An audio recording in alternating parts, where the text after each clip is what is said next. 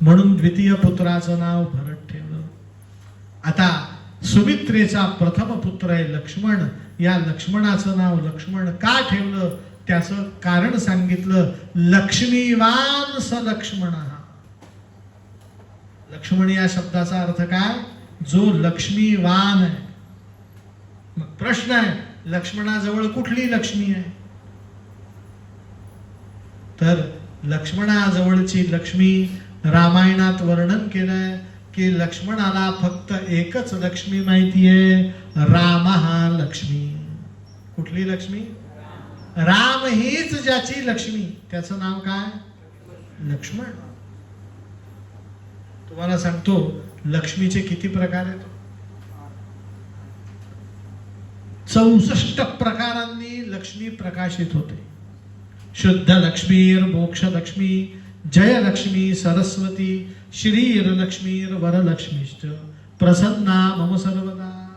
तुम्ही श्रीशैल्यमला कधी दर्शनाला गेलात तर श्रीशैल्यमच्या मंदिराच्या बाहेर 64 प्रकारच्या लक्ष्मी आहेत चितारलेल्या. तर त्याच्यातली 64वी लक्ष्मी आहे, तिचं नाव आहे मोक्ष लक्ष्मी. कुठली लक्ष्मी? मनुष्य मेल्यानंतर जी प्राप्त होत असते तिचं नाव आहे मोक्ष लक्ष्मी. आणि ती कोणाला मिळते? सांगितलं ज्याने या 63 लक्ष्मी प्राप्त करून घेतल्या त्यालाच ही 64वी मिळते. म्हणजे 1 2 3 5 6 7 8 9 10 सगळ्या मी मिळवल्या आणि 35 नंबरची टाळून 36 वर गेलो आणि 64 पर्यंत जाऊन पोहोचलो. कधी शक्य नाही. 63 आधी मिळवाव्या लागतात. काय सांगितलंय मी तुम्हाला? एकही लक्ष्मी टाळली गेली असेल तर मुक्ती मिळत नाही. आता तुम्हाला एक गंमत सांगतो. मनुष्य जन्माला येतो तोच लक्ष्मी बरोबर जन्माला येतो. त्या लक्ष्मीचं नाव आहे शरीर लक्ष्मी. कुठली लक्ष्मी? तनु लक्ष्मी. मी काल याचं थोडस चिंतन केलं. शरीर असेल तरच श्रीलंकेतली कथा तुम्ही ऐकू शकता. शरीर राहिलं नाही तर तुम्ही शरीर असेल तरच लंकेत सांगितलेल्या चरित्र नायकांचं स्थान, उदाहरणार्थ उद्याचा सिगरिया पर्वत कोण पाहिलं जाईल? शरीर असलेले का शरीर नसलेले? शरीर आवश्यक आहे की नाही? आता मी शरीर आवश्यक आहे हे काल तुम्हाला बऱ्यापैकी सांगितले. आज पुढचं सांग. संध्याकाळी 6 वाजता लक्ष्मी घरी येते. येते ना? आपण तिला दिवे लागणीची काय म्हणतो? ती लक्ष्मी खरंच त्यावेळेस येते. त्या लक्ष्मीचं स्वागत म्हणून घरात आपण काय लावतो? आणि तो दिवा लावताना त्या लक्ष्मीकडे काय मागतो?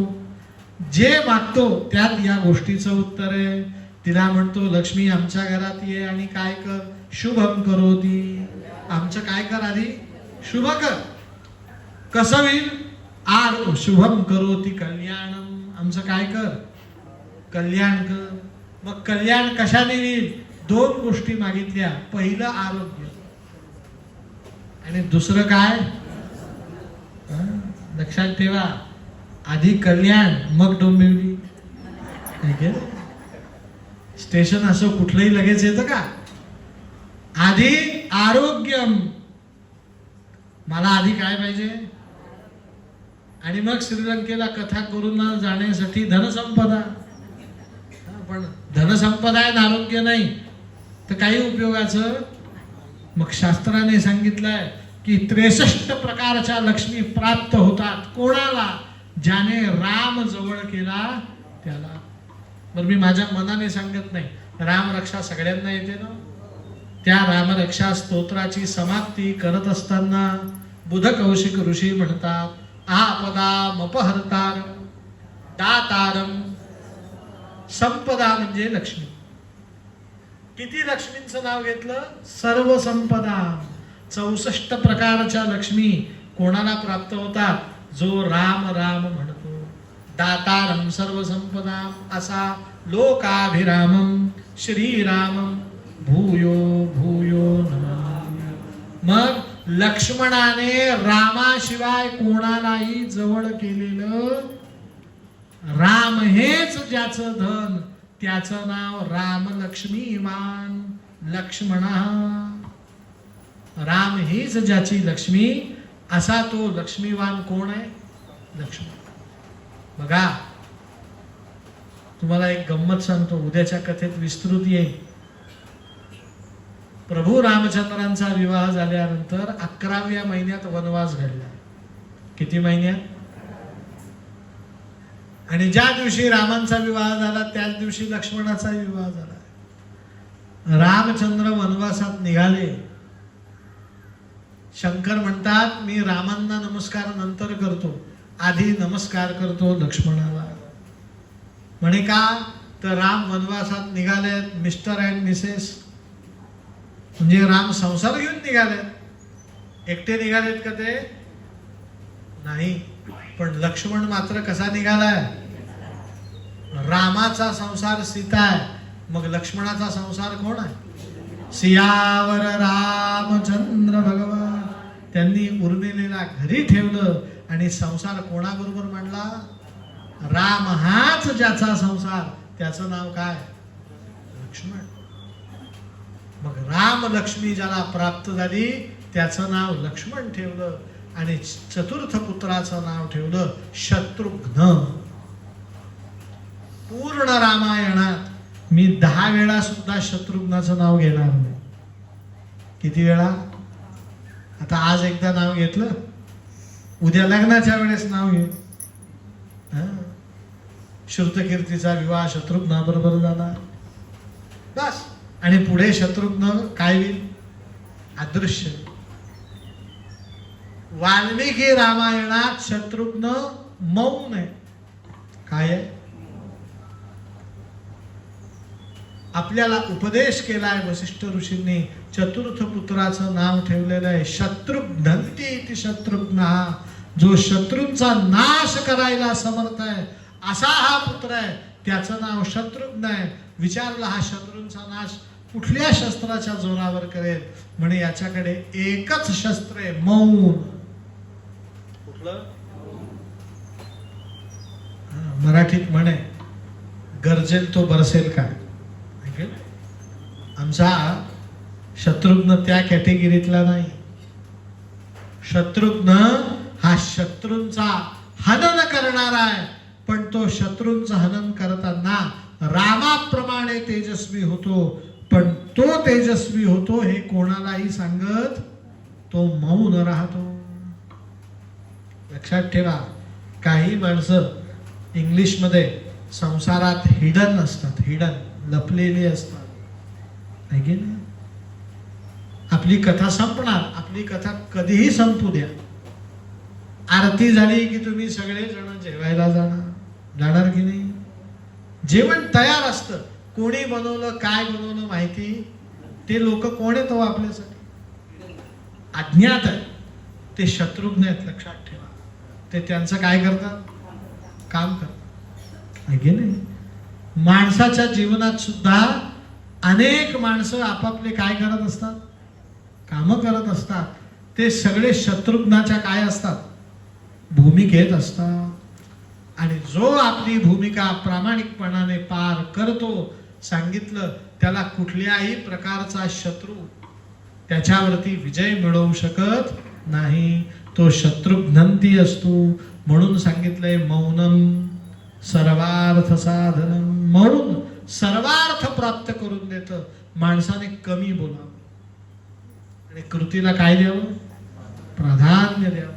जे माणसं आघड पगड बोलतात ते कृतीला प्राधान्य देत नाहीत. एक शत्रुघ्नाचं उदाहरण सांगतो आणि पुढे जातो. प्रभू रामचंद्र चित्रकूट पर्वतावरती आहे. भरताचे रामचंद्रांची विनवणी केली, रामचंद्र परतले नाहीत. त्यांनी पादुका दिल्यात. पादुका घेऊन भरत आलाय आणि सांगितलं, रामचंद्र आणि मी, आम्ही दोघही जण अयोध्येत बरोबर येऊ. शत्रुघ्न, अयोध्येचं रक्षण तू कर. मी अयोध्येपासून 40 किलोमीटर दूर नंदीग्राम गावात राहतो. भरत काही अयोध्येत राहिला? तुम्हाला माहिती आहे ना, अयोध्येजवळ नंदीग्राम आहे. कोणाकोणाला माहिती आहे? हात वर करा. अयोध्येजवळचं नंदीग्राम अवश्य बघायला जा बरं का. तुम्हाला त्याचं कारण सांगतो. तिथे 2 वैशिष्ट्यपूर्ण गोष्टी आहेत. एक, प्रभू रामचंद्रांचा राज्याभिषेक ठरला होता, तो झाला नाही, ती गोष्ट निराळी. पण राज्याभिषेकाची तयारी पूर्ण झाली होती. भारतातल्या पवित्र नद्यांचे, पवित्र तीर्थांचे, पवित्र समुद्रांचं पाणी आलं होतं. पण रामचंद्र वनवासात गेले. आता ते पाणी काय करायचं, तर ते सगळं पाणी नंदीग्रामला नेण्यात आलं आणि राजा भरताच्या महालातल्या विहिरीमध्ये ओतण्यात आलं. आजही भरताचा तिथे महाल आहे आणि तिथे विहीर आहे. त्या विहिरीचं नाव आहे सर्वतीर्थकूप. काय नाव आहे?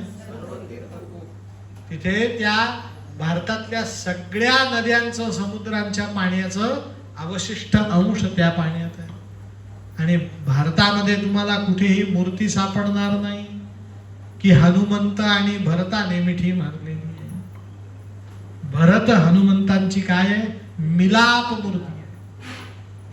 मग त्या बालकाचं नाव शत्रुघ्नंती, सगळ्या शत्रूंचं हरण करणारा का ठेवलं, तर प्रभू रामचंद्र चित्रकूट पर्वतावरती, भरत नंदीग्रामला. मग अयोध्येचं रक्षण केलं कोणी? राम लक्ष्मण चित्रकूट पर्वतावर, भरत कुठे आहेत? नंदीग्रामामध्ये. राजा दशरथाने प्राण सोडलेत. मग अयोध्येमध्ये राहून अयोध्येचं रक्षण केलं कोणी? मोठ्याने सांगा. श्री शत्रुघ्न महाराज की जय. खरोखर ज्याने काम, क्रोध, लोभ, मोह, मद, मत्सर हे 6 विकार जिंकलेत आणि 14 वर्ष अयोध्येचं रक्षण, एवढी जबाबदारी स्वीकारून जो अत्यंत ऋषीमुनींसारखा पवित्र राहिला, त्याचं नाव सार्थ ठरवलं शत्रुघ्नंदी. मग 4ही बालकांचं नामकरण केलंय. 4ही बालकांचं नामकरण केल्यानंतर त्यांच्यावरती विधिवत वसिष्ठांनी काय केले? संस्कार केले. आणि संस्कार करून 8 वर्षाचे राम, लक्ष्मण, भरत, शत्रुघ्न झाले. आणि त्यांना आता मौंज करायची आहे. काय करायची? आणि मौंज करून शिक्षणासाठी कुठे पाठवायचं आहे? वसिष्ठ ऋषींकडे. तर वसिष्ठ ऋषी कौसल्येकडे, सुमित्रेकडे, कैकेयीकडे निरोप पाठवते झालेत आणि सांगितलं, तुमच्या बालकांना आता 12 वर्ष मी घेऊन जाणार. किती वर्ष? त्यांना ज्ञान संपन्न करणार आहे. कधीपासून? परवा त्यांची मौंज आहे. मौंज झाली की माझ्या आश्रमात त्यांना नेणार आहे. आज आणि उद्या 2 दिवस तुमच्याकडे. तुम्ही काय करा, आज मुलाला मातृभोजन घडवा. म्हणजे काय? आपल्या ताटात त्याला जेवू घाला. आईचं वात्सल्य, आई स्वतः ताट घेते, त्या ताटातलं अन्न बालकाला भरवते. आणि आईचं वात्सल्य असतं. जगातलं सगळ्यात उबदार पांघरून कुठलं? आईचा पदर. आज पदरामध्ये घेऊन झोपा. आणि तुम्हाला काय त्या रामचंद्रांना गाणे म्हणून झोपवायचं आहे. लक्ष्मणाला, भरताला, शत्रुघ्नाला झोपवा. कारण परवापासून हे मुलं तुम्हाला काय होतील? दुरापास्त होतील. मग 3ही राण्या एका महालात जमा झाल्यात. रामचंद्र, लक्ष्मण, भरत, शत्रुघ्न यांना मातृभोजन करवलं. रात्रीची वेळ झाली. राजा रामांनी सांगितलं, आई आम्हाला कुशीत झोपायचं नाही, आम्हाला पाळण्यात झोपायचं आहे. मग रामचंद्रांनी पाळण्यात झोपायला बुद्धी स्वीकृती दिली. 3ही भावंडांनी हट्ट धरला, आम्ही पण पाळण्यात. सगळ्यांना पाळण्यामध्ये झोपवलं. आणि 3ही राण्यांनी बालकांना काय दिले? पाळणा देऊन शयन करायला भाग पाडलं. मग आमच्या त्र्यंबकेश्वरच्या माधुरी काकू पाळणा म्हणतील, मग कोंडो काकू पाळणा म्हणतील. रामचंद्रांची आरती करू, पसायदान म्हणू आणि आजच्या कथेची समाप्ती करू. अजून कोणाला पाळणा येतो का? तुम्ही पण पाळणा म्हणा. गोपाल कृष्ण भगवान की जय.